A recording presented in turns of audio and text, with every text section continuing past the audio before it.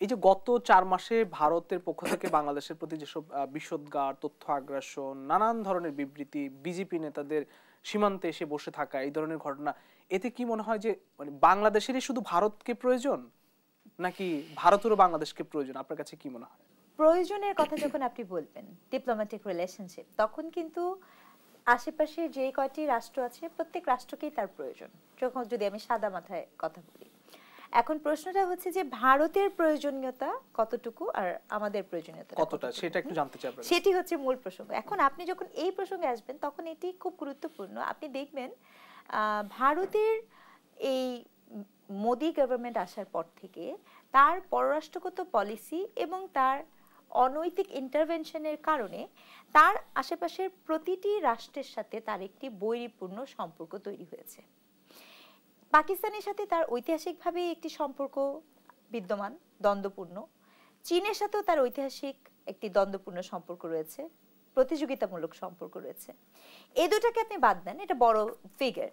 কিন্তু আপনি দেখবেন যে নেপালের সাথে ইন্ডিয়ার সম্পর্ক খেয়াল করে দেখেন, নেপালেরও কিন্তু বেশিরভাগ নাগরিকই হচ্ছে হিন্দু ধর্মাবলম্বী, কিন্তু সেই রাষ্ট্রটার মধ্যেও সে এতটা ইন্টারভেন করলো যে এক পর্যায়ে যখন সে বলল যে নেপালের লোকজন যখন বলল যে আমরা এই ইন্টারভেনশন মানি না, তখন তারা বিশাল পরিমাণে তাদের যে কয়লা সাপ্লাই ছিল সেটা তারা দেয়া বন্ধ করে দিল, যে বললো যে আমরা কয়লা সাপ্লাই করব না। এবং নেপালে তো আপনার ভীষণ রকমের বন উজাড় করা হলো এবং নেপালের সাথে ভারতের সম্পর্কটা অত্যন্ত আধিপত্যশীল একটি সম্পর্ক বিরাজ করলো। মালদ্বীপের সাথে আপনি দেখেছেন কিছুদিন আগের ঘটনা, সেখানেও কিন্তু একই ধরনের ইন্টারভেনশন ভারত করতে গেল, সেখানেও একই ধরনের মৈত্রীর সাথে তার বাজাবাজি হলো। এবং আপনার মনে আছে যে তখন মালদ্বীপের, যেহেতু মালদ্বীপের দেখেন, মালদ্বীপের শুধু পররাষ্ট্রগত সম্পর্ক না, অর্থনৈতিক সম্পর্ক। মনে করেন মালদ্বীপও কিন্তু ট্যুরিস্ট বেস, তার কিন্তু ভীষণ ইনকাম ট্যুরিজম থেকে। তখন তার ওখানে যাতে ট্যুরিস্ট হিসেবে লোকজন না যায় সেজন্য খোদ নরেন্দ্র মোদী নিজে লাক্ষাদ্বীপের একটি অ্যাডভার্টাইজ করলো তাদেরই সাথে। তাহলে আপনি এবার চিন্তা করে দেখেন, ভারতের একটি রাষ্ট্র, এত বড় একটি রাষ্ট্র, তার সাথে আপনার নেপালের মতো একটি ক্ষুদ্র রাষ্ট্রের সমস্যা, মালদ্বীপের সাথে সমস্যা, তার সাথে চীনের সমস্যা, তার সাথে পাকিস্তানের সমস্যা, একমাত্র তার আধিপত্য মেনে নেওয়া রাষ্ট্রটি ছিল বাংলাদেশ। এবং এখানে একটা শব্দ থাকে, সেটা হচ্ছে আড়াই হাত। আড়াই হাত আমরা কেন বলি? আপনি খেয়াল করে দেখেন, সীমানা যদি আপনি দেখেন, ভারতের সীমানাতে যদি দেখেন, তার সীমানাতে এখন 3 দিকে কিন্তু সে এখন অশান্তিকর একটা পরিস্থিতিতে পড়ে গেছে, যেটা কিনা ভারতের জন্য কোনোভাবেই সুখকর নয়। এবং এই যে ভারতের জন্য যে বাংলাদেশকে ভারতের প্রয়োজনীয়তা, সেই প্রয়োজনীয়তাটা ভারত অনেক আগে থেকে কিন্তু জানে বিধায় সে আমাদের দেশের একটি মাত্র সরকার, আওয়ামী লীগ সরকার, যেই সরকারকে সে মনে করে যে শুধুমাত্র ভারতের সাথে এই গভর্নমেন্টই সার্ভ করতে পারবে, এরকম একটি ধারণা ভারতকে দেওয়া হয়েছে এবং ভারত সেটা লুফিয়ে নিয়েছে। এবং তার অনেকগুলো চিত্র আমাদের সামনে আছে। আপনি 2014 সালের সুজাতা সিং এর ইন্টারভেনশন থেকে একবার চিন্তা করেন, আপনি 2018 বলেন, এমনকি এই বছর যে 7ই জানুয়ারি যেই আমি তুমি ডামি ইলেকশনটি হয়েছে, সেই ইলেকশনটিও যদি আপনি চিন্তা করেন, তাহলে আপনি কি দেখতে পাবেন? তাহলে আপনি দেখতে পাবেন যে এই পুরো প্রক্রিয়াটাতে মূল যেই মানে কি বলবো চাবিকাঠি যার হাতে ছিল, সেটি ছিল হচ্ছে ভারতের হাতে। এটি কিন্তু এককভাবে শেখ হাসিনার হাতে ছিল না। তাহলে এটা কেন ছিল?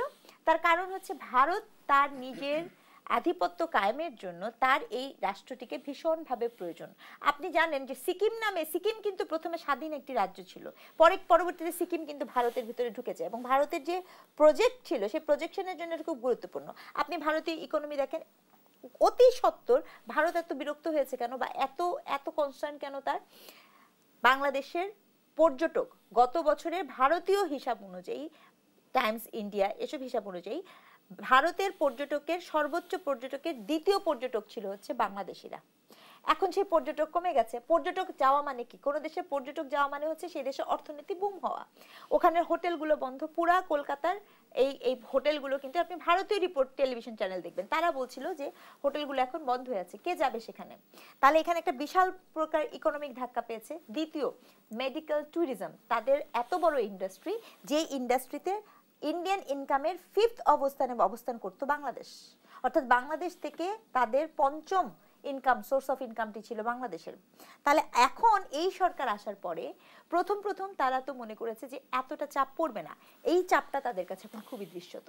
যখন গতকালকে ৬২ মেট্রিক টন মনে হয় ৬২ টন সয়াবিন তেল নিয়ে আসা হলো, পাকিস্তান থেকেও জিনিসপত্র নেওয়া হচ্ছে, অর্থাৎ আমরা কি করছি, আমরা এখন আমাদের কৃষিজ পণ্যগুলো অন্য দেশ থেকে আনতে যাচ্ছি। আপনাকে একটা কথা বলি, ভারতের প্রচুর রিপোর্ট আছে যেখানে কৃষকরা এতটা দারিদ্র্যপূর্ণ জীবনযাপন করে যে তারা আত্মহত্যা করতে বাধ্য হন। এই যে কৃষক, এই কৃষক কিন্তু অ্যাগ্রো ইকোনমির উপর নির্ভরশীল। এবং এগ্রির পণ্য কি জানেন, এগ্রির পণ্য কিন্তু আপনি সব পণ্য কিন্তু কোল্ড স্টোরেজ করবেন না, আপনি পণ্যটাকে পাঠাবেন, পার্শ্ববর্তী দেশে পাঠানো যত সহজ তত সহজ কিন্তু অন্যান্য পণ্য পাঠানো নয়। তাহলে ভারতের মাথায় এখানে একসাথে তিনটা জিনিস কাজ করছে। তাহলে সেই জায়গায় এত প্রয়োজন যেখানে বাংলাদেশকে, সেখানে তারা এই ধরনের বিশদগার, তথ্য আগ্রাসন বাংলাদেশের সীমান্তে এগুলো কেন করছে? কি নতজানু করে রাখার জন্য নাকি? না, শুধু নতজানু করে রাখার বিষয় না, এগুলো করছে। আমাকে যদি প্রশ্ন করেন তাহলে আমি বলবো এখানে নতজানুর বিষয় না, এখানে দুটো বিষয় কাজ করছে। এক নাম্বার বিষয় কাজ করছে ভারতের অভ্যন্তরীণ রাজনীতি, উইচ ইজ ভেরি ইম্পর্টেন্ট।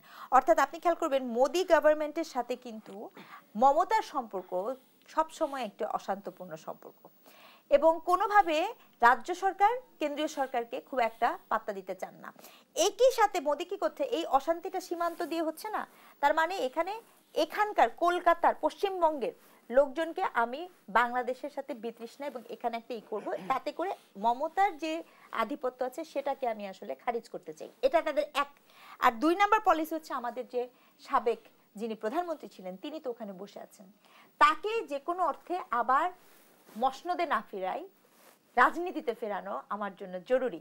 ভারতের রাজনীতি এখন আরো বড়, আমরা খুব কনসার্ন আছি যে আমাদের নিয়ে ভারত চাচ্ছে বাংলাদেশকে একটি মিলিটেন্ট রাষ্ট্র হিসেবে প্রতিষ্ঠা করতে, একটি জঙ্গি রাষ্ট্র হিসেবে প্রতিষ্ঠা করতে।